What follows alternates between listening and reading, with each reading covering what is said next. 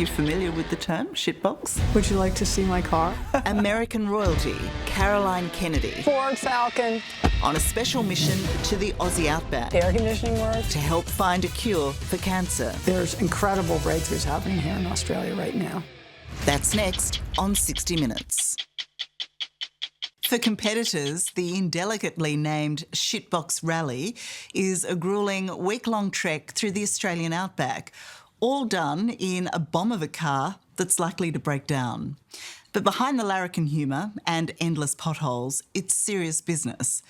Over the years, the event has raised $44 million for cancer research, prevention and treatment. It's why this year's rally will have a special guest entrant. Caroline Kennedy is not only part of America's most famous political dynasty, she's also the United States ambassador to Australia. And by entering the shitbox, she wants to recognise an initiative between our two countries that's making impressive progress in the hunt for a cancer cure. So home sweet home. Yeah, I know. Cozy, right? Yeah, beautiful. I know. An audience with American royalty, US Ambassador to Australia Caroline Kennedy. Yeah, it's very grand. It is very grand. Doesn't happen without serious vetting. No, Does it's it such feel an like- By self-appointed security, Chester and Joey. amazing place and view and setting, and so. And you've got the guard dog as And well. we've got the, yeah, exactly. We've got the dog, we've got the guards, we've got everything.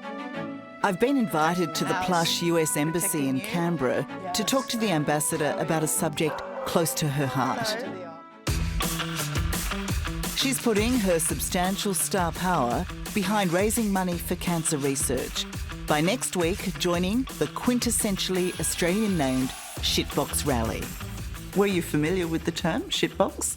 Well, I've heard, I've heard words in my life, so it wasn't like I could handle it. But it was more just, that they would just, drive the worst car ever, together with a community of people who are all committed to the same cause. And this just really captured my attention. And so in that moment, did you think I'm signing up for this? Definitely. Right. Yes. Would you like to see my car? I'd love to see your car, thank you. So here's Moonshot. Here it is. It doesn't look so bad. Oh, it's a 2004 Ford Falcon designed in Australia and made here too, so. The rules of the charity rally mean the car Caroline drives must be worth less than $1,500. In other words, a shitbox named Moonshot. Exactly. Well, we've spruced it up, and are you coming? You know that. Are you a fast driver usually? I'm a really good driver usually. With Chester riding shotgun, we go for a short spin. Look, see the air conditioning works? Air conditioning, does the radio work? No, the radio doesn't work, but that's why we have our playlist. The ambassador assures me she has her driver's licence, but has yet to get the embassy-required extra driver training, which means, absurdly, we can't leave the embassy grounds.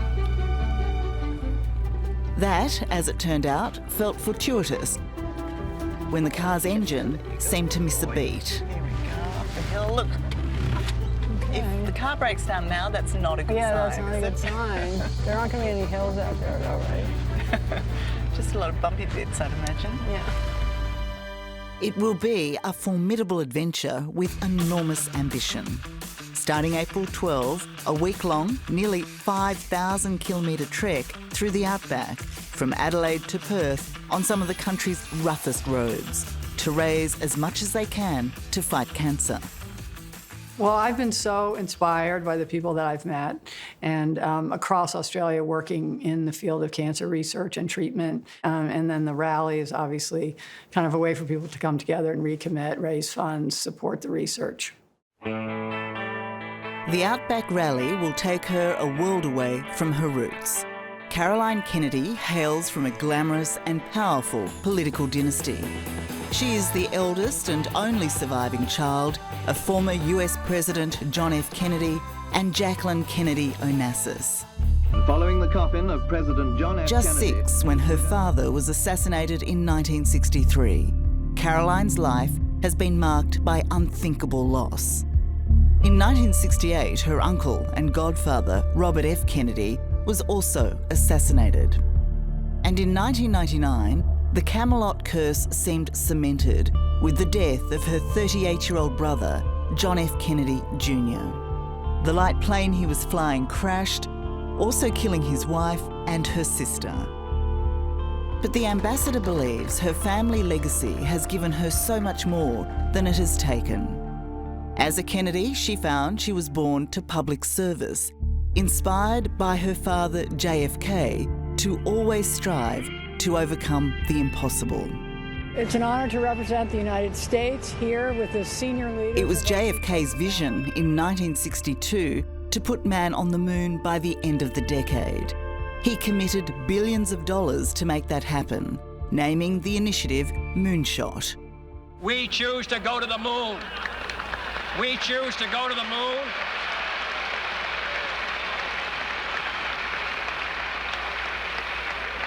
We choose to go to the moon in this decade and do the other things, not because they are easy, but because they are hard.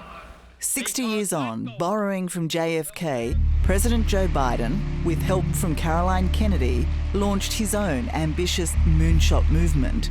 The mission? To find a cure for cancer, in honour of his son Beau, who died of a brain tumour. The goal is to cut cancer death rates by at least 50%, in the next 25 years. You'd be familiar with the line, you know, we can put man on the moon, thanks to your dad, Right. but we can't beat diseases like cancer, for instance. Well, Australia is on track to become the first country to eradicate a form of cancer, cervical cancer, by 2035. So I don't think that's true, and that's the whole point of President Biden's cancer moonshot, is to cut the deaths in half by 2050. And we've already made so much progress, and I've met people who are, you know, alive today who never would have survived this long in the past. So this is a really exciting time, and we're going to start to see the benefits of all these breakthroughs that the US and Australia are doing together. President Biden has certainly recruited Australia in his global war against cancer. It's a very sort of innovative way for the US government to bring together different agencies within the government, all directed towards cancer research and cancer care. Executive Director of Cancer Research at Melbourne's Peter MacCallum Cancer Centre, Professor Ricky Johnston, says joining Biden's alliance of cure hunters has brought immediate benefits. So far, $10 million in research grants to the Peter Mac Centre alone, targeting melanoma and breast and prostate cancers. It seems like such an extraordinarily ambitious intention. Cure cancer. We're going to do that. Yeah, and if you think about it, that's in the psyche of the US and in Australia, actually. I mean, to have a crack, to have a real go. If we've got the money, we can do it. I think so, and we've got the talent, and it's a hard problem. We shouldn't underestimate, you know, how difficult this problem is. But there's the technological know-how, there's the people, there's the support, and now there's the willingness to do it. I mean, all those things are aligning in a beautiful way. This is major, isn't it? Yeah, it's major. It's major, and I didn't even realize fully how major it was. And in terms of affecting people's lives, this is really an incredible endeavor, and it brings so much good. That hope and progress is expected to continue no matter who the future president is. I don't think there. Ambassador Caroline Kennedy says, just as cancer has no political allegiance, Cancer Moonshot is supported by all sides. And like so many families, Caroline's has not been immune from this terrible blight. Her mother Jackie died of non-Hodgkin's lymphoma in 1994, and her uncle Ted Kennedy succumbed to aggressive brain cancer in 2009. Are you comfortable to talk about your own family experience in terms of, you know, the shock, perhaps, if that's what it was, when your mother was diagnosed, when your uncle was diagnosed? Well, yeah, sure. I mean, and those are just two of a few more. Said, luckily, it was years ago, and I'm sure that were they diagnosed today, maybe things would have evolved differently, but I feel like it was a very, one of the life-changing experiences for me as well. And of course, I miss them every day, but I try to, go forward with them in mind, and they're always with me. They'll be behind the wheel with you. Yeah, right. Uncle Teddy had a blue convertible that he used to drive around, so I feel like he would really like this. In preparation for next week's epic Shitbox Rally, the ambassador's husband, Professor Edwin Schlossberg, invited the embassy community to sign Caroline's moonshot car. It will carry the names of cancer survivors, those still fighting, and those who have lost their battle, as the ambassador takes on the outback in her drive against this disease. Now, you're aware, of course, of the danger of kangaroos. Yeah, but there's 100 other cars out there, so I think my odds are good. Oh, this is like the oceans from Yeah, argument. exactly. She won't be in the front. I Yeah, don't think. it definitely won't be in the front. How come? Well, I don't know, just because I don't know where I'm going, probably. But The same cannot be said of the diplomatic year ahead. Despite the fast-approaching US election, where punters predict the president's odds against Donald Trump are not so good. You're here to advance the agenda of the president, and you've said it's a very full agenda. So what will the next 8 months look like? there are major developments coming along with AUKUS partnership, and then we work together, across the Pacific, delivering vaccines, strengthening civil society, provide infrastructure, and then there's climate. So there's really a lot going on. Formerly the US ambassador to Japan from 2013 to 2017, Caroline Kennedy is used to our busy region. She's also witness to the challenges we face. I really wanted to come back to the region and see how the issues had developed over the intervening years, and certainly the regional security environment is even more tense than it was then. As you see the changes in the region, do you fear? Is there any fear for the future? Well, not when Australia and America are working together. I feel like, we have this incredible partnership, and it goes back 100 years, and there's no two countries that understand each other better.